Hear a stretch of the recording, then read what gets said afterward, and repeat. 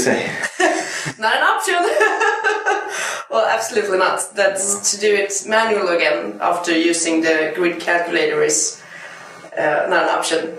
I don't know why you would want to do that, because it would be very hard motivating to yourself and to the girl handling the money at our agency. Why you would want to sit and make all these grids from scratch. So that's time saving, absolutely. When you're doing a grid, otherwise it's so time demanding. You can 6 hours will be 10 minutes. That's yeah, like the most. Definitely.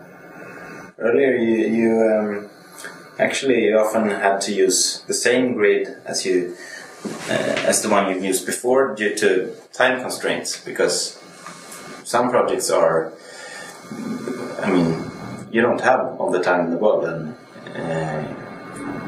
sometimes you took an old grid because you had a grid, and now you can actually make a new one every time instead.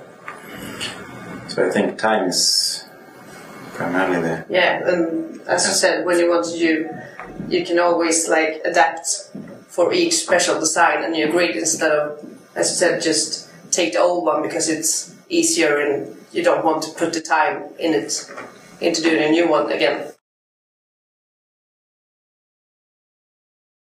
Well, I've tried the basic edition before, and I've used it in some projects as well. It was a demo actually, but the big difference is you don't have to switch between programs, and you don't have to cut and paste and move numbers between InDesign and the grid calculator. So that's, the plugin was really, it was the last thing that was needed for this to be just a great. Even if you're not familiar with grids and haven't used grids before,